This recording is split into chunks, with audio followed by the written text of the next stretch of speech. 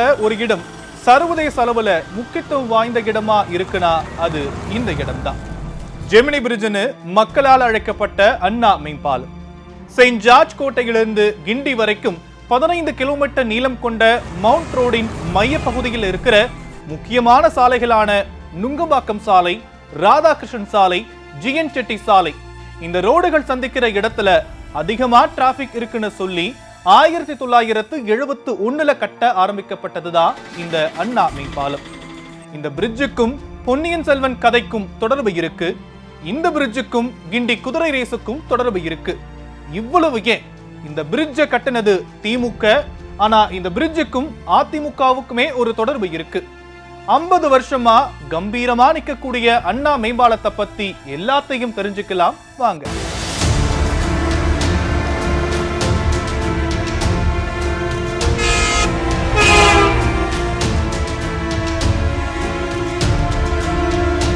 ஆயிரத்தி 1969 அண்ணாவுடைய மறைவுக்கு அப்புறமா முதலமைச்சரான கலைஞர் கருணாநிதி மவுண்ட் ரோட் போக்குவரத்து நெரிசலுக்கு முடிவு கட்ட மேம்பாலம் கட்டும் முடிவுக்கு வராரு.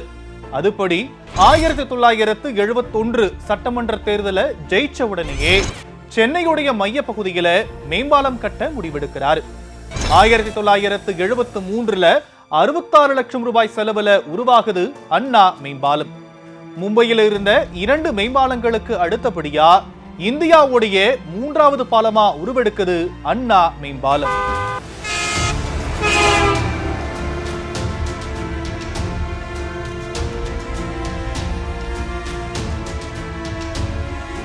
$250 அடி நீளம், 48 அடி அகலத்துல உருவான அண்ணா மேம்பாலத்தை கட்டி முடிக்க கிட்டத்தட்ட 21 மாசம் ஆகியிருக்கு. தொடங்கப்பட்ட காலத்துல இந்தியாவுடைய நீளமான பாலமா இருந்திருக்கு அண்ணா மேம்பாலம். இந்த மேம்பாலத்தை ஈஸ்ட் கோஸ்ட் கன்ஸ்ட்ரக்ஷன் அப்படிங்கிற கம்பெனி தான் கட்டியிருக்காங்க.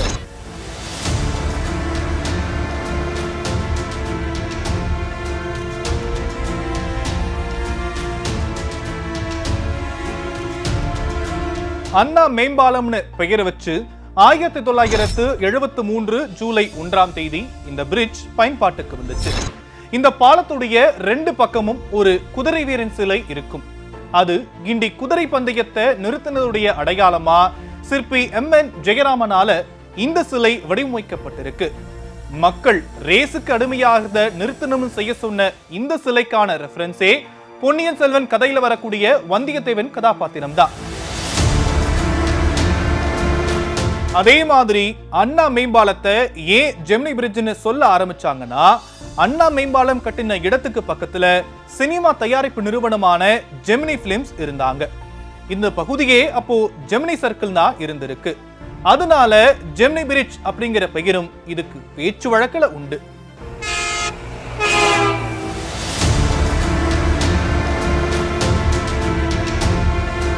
பொலிட்டிக்கலாவும் ரொம்பவும் முக்கியத்துவம் வாய்ந்த இடம் இந்த அண்ணா மேம்பாலம். இந்த மேம்பாலத்துல எப்பவும் அதீத பாதுகாப்பு இருக்கும். காரணம், இதோடைய ஒரு பகுதியில அமெரிக்க துணை தூதரகம் இருக்கு. இந்தியாவுல இவ்வளவு போக்குவரத்து நெரிசல் இருக்கக்கூடிய இடத்துல இருக்கிற அமெரிக்க தூதரகம் இதுதான். இப்பவும் இந்த பாலம் முழுக்க உச்சி வெயிலோ கொற்ற மழையோ கூண்டுகள்ல போலீசார் நிக்கிறத பார்த்திருப்போம்.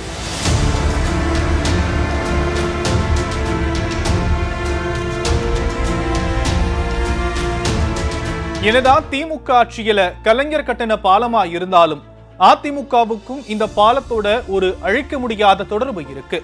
பெரியாருக்கு எம்ஜிஆர் காலத்துல இங்கதான் சிலை வைக்கப்பட்டுச்சு.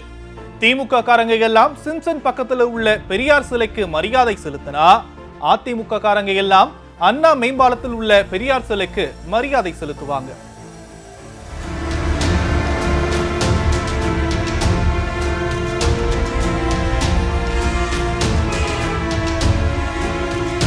அண்ணா மேம்பாலத்துடைய 50வது ஆண்டு விழாவை முன்னிட்டு மேம்பால சந்திப்பில் இருந்து கேத்தீட்ரல் ரோட் போற பாதையில உள்ள பகுதியில பல்லவர் கால பாணியில செதுக்கப்பட்ட 6 அடி உயர சிங்கம் சிலை அழகிய வடிவமைப்புடன் அமைக்க இருக்காங்க.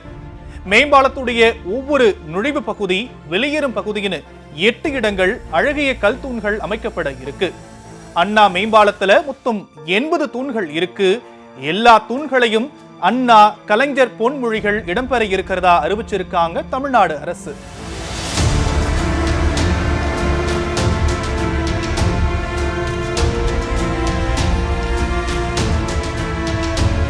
ஒரு பக்கம் செம்மொழி பூங்கா, இன்னொரு பக்கம் அமெரிக்க துணை தூதரகம், நுங்கம்பாக்கம் சாலைன்னு பரபரப்பாய் என்கிற சென்னையுடைய ஹாட்னு சொல்லப்படுற அண்ணா மேம்பாலம் பல வாகனங்களை மட்டுமல்ல, பல வரலாறுகளையும் சுமந்து 50 வருஷமா கம்பீரமா நிக்குது.